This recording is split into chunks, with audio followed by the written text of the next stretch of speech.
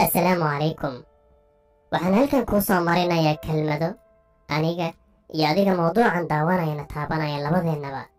waxaan jeclaan lahaa in aan lehay kun naf kadibna aan u diro kun magaalo oo shacabkeenna ku nool yahay, kadibna mid kasta dhegta ugu sheego kelmadahan. waa kelmado laga yaabo inay anfacaan wiil ama gabar raadinayo waddada horumarka oona baahan keliya cid dhiirigeliso. walaal, ma isweydiisay waa maxay ujeedka aan noloshan ka leehay? waa maxay waxa aan raba in aan xaqiijiyo? weligaa si dhab ah ma isu weydiisay anigu maxaan rabaa? waa maxay waxa aan raba inaan xaqiijiyo noloshaan? ma ii degsan yahay qorshe aan nafteeda wax uga beddelayo? haddaad qalin soo qaadatid si run ah isu weydii, 5 sano ka hor meeshii aan joogay miyaan weli taagaanahay mise horumar ayaan xaqiijiyey oo waan ka gudbay sidii aan shala ahaa? haddii aadan wax horumar aadan xaqiijinin welina aad meeshaad iska taagan tahay, waxaa la gaaray wakhtigii isbeddelka, wakhtigii go'aan qaadashada. noloshu ma ahan keliya hal shaqo, hal meel inaad iska taagnaato adigoo rajaynaya inaad horumarto. waxaa jirta xikmad ingiliish oo leh haddii aadan jeclayn meesha aad joogto, dhaqdhaqaaq oo meesha ka tag, ma tihid geed meesha ku mudan. mar la qeexaya doqonnimada ayaa lagu tilmaamay inay tahay ku celcelinta hal ficil adigoo natiijo cusub raadinaya. in aad weligaa meeshaad iska taagan tahay laakiin aad rajaynaysa inaad horumarto. horumarka xaguu ka imaan wax isbeddelaba maadan samaynine. doqonnimada ayaad ku soo celcelinaysaa shalayta aad ku jirtay. waad soo kacdaa, meeshii baad aaddaa, sidii noloshaadu waa rootiinkaas. wax horumareen weligaa ma gaaraysid. haddii aad rabto inaad xaqiijiso guul la taaban karo, wakhtigaada ku bixi waxa aad jeceshahay. waa maxay waxaan jeclahay?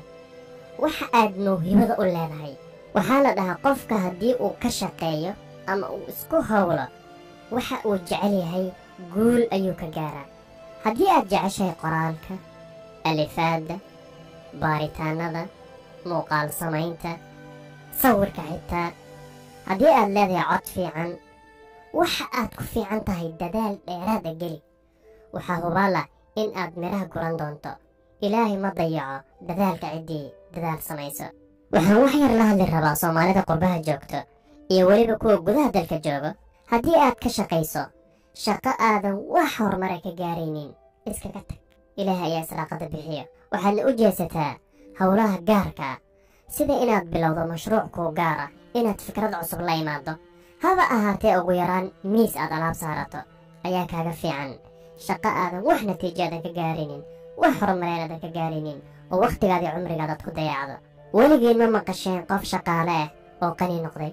dhammaan kuwa qaniga waa dad kale howlahooda iyo mashaariicdooda u gaarka. milkiilaha facebooka Mark Zuckerberg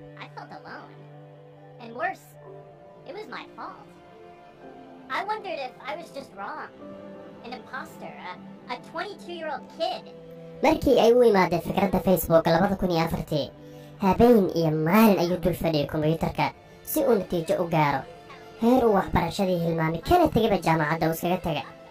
ugu dambaynna waa ninka balaayiinta doolar haysta maanta. facebookgaasna le shirkado kalena sii gatay. haddii shaqaale uu ahaan lahaa weligiis heerkaas muu gaareen. weliba maadaama kombiyuutarka uu ku fiicnaa markiisii hore, waxaa shaqooyin u soo bandhigay shirkadaha microsoft isagoona shaqaynin, laakiin wuu diiday. sababtoo bii'ada uu ku dhashay ayaa ah ama uu arkayaa dadka in inta guulaha xaqiijisay dhinaca maaliyadda ama dhaqaalaha ay yihiin dadka howlaha u gaarka leh. sidaas darteed wuu diiday. qof wacyila ayuu ahaa. wuxuu yidhi hawshayda ayaan horumarin facebook, ma raba shaqaale inaan noqdo aniga. waxaa laga yaabaa inaad isweydiiso dad ayaaba shaqa la'aan ah, adigana waxaad leedahay shaqooyinka ku beddela howla idin gaar ah. shaqada caadiga ee aan naqaano ee ah in shirkad ama qof loo shaqeeyo waa waddada dib u dhaca, faqriga, weligaa dayn kama baxaysid iyo walwal iyo walbahaar.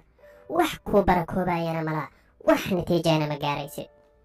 nin ayaa yidhi dayn ayaan qaatay anigoo shaqaalo ah. dayntuna waxay soconaysaa muddo 30 sano ah. waa inaan 30 sano ku bixiyaa. waa inaan weligii u noolaada ayuu yidhi inaan dayntaas iska gudo. laakiin wuxuu yidhi shaqadii ayaan ka tegay, kadibna waxaan bilaabay ganacsi iyo howlo ay gaaraya mashaariic. wuxuu yidhi muddo 3 sano keliya ayaan iskaga bixiyey deyntii 30 sano igu qaadan lahayd haddii aan shaqaale iska ahaan lahaa. waad fahmi kartaan xikmadda meesha ku jirta. ka xarow xaragaha iyo silsiladaha labanlabaynta iyo dib u dhigidda. noloshu waxay u baahan tahay u soo jeesho dhab ah in aad gacmaha xaydato. ilaahay awoodo aan la soo koobi karin ayuu ku siiyey. ha ogolaanin in aad safka dambe ee bini'aadamka ku jirto. hurguf marada kadibna iska rid caajiska iyo hurdada meeshana ka kac. nin ayaa ku qayliyey fa aqdim walaa taqbal bicayshin munaqasi famaa faaza biladaati man laysa yuqdimu. weliga ha aqbalin nolol naaqusa. ha aqbalin inaad meesha ugu dambaysa ku noolaato. ha istaagin. noloshu ismidaamin ayay u baahan tahay iyo dhiiri. inaad dhiiran tahay. macaanka iyo guushana waxaa hela keliya qofka u hura nolosha dadaalkiisa iyo waqtigiisa. walaalayaal, qof kasta ha isku dayo inuu shido dhuxusha dadnimada ee ku doogan si uu u huriyo dabka howlgalka iftiinka noloshana u baaho. ummadaha kale maanta waxay nooga duwan yihiin wacyigelinta in ay jiraan kumanaan dad ah oo muhiimadoodu tahay in ay shucuubtooda ku buufiyaan kelmada dhaqaajinaya dhallinyarada si ay uga kacaan maqaayadaha waxna iskugu falaan. laakiin annaka arrinkaas maalihin ama wuu nagu yaryahay. waxaan leenahay keliya dad live Facebook ka soo galo kadibna qayliyo. markii laga reebo dad fara ku tirisa dadkuma wada xumo, laakiin nasiib darro ummaddeennu way sii jeedaa wayna hurudda. isweydii, noloshayda 5 sano ee soo socota siday noqon doontaa? sidaan miyaan iska ahaan mise waxbaa iska kay bedeli? arrinkaas hadda ayaad ogaan kartaa. go'aankiisana gacantaada ayuu ku jiraa. haddii aad rabto inaad sidaadan iska ahaato wax guulan aad xaqiijinin, waxba ha samayn, gacmahana isi saaro. 24 saacna Facebook ku jir. laakiin haddii aad rabto inaad gaarto meel wanaagsan, hadda qorshaheeda deji. howlgalna haddeertaan. waxaa la yidhi haddii aadan qaadanin go'aanka maamulidda noloshaada, dad kale ayaa kuu go'aamin sida aad u noolaanayso. cumrigaadana waxaad ku dhammaysan inaad ahaato qof ujeed la'aan iska nool oo aanan wax hami a lahayn, wax ujeedana ka lahayn noloshaan. walaalayaal, ugu dambayn ballanteen waa inaan wax isku falnaa. rag iyo dumar, wiilal iyo gabdho. waa in aanan aqbalin nolol naaqus ah. in aad maskaxdaada ka shaqaysiiso. in aan qaadanno go'aanno wax ku ool ah oo geesnimo leh weliba, si aan nolosha aan hadda ku noolnahay ama ku jirno u beddelno. qodobka ugu horreeya waa inaad qaadato go'aan adag. in aad noqoto qof cusub. ninkii shalay ama gabadhii shalay ujeed la'aanta iska noolayd, in aad u beddesho qof nolol dhab ah ku jiro oo qorshooyin kala duwan u degsan yihiin, oo leh ujeed uu rabo inuu xaqiijiyo.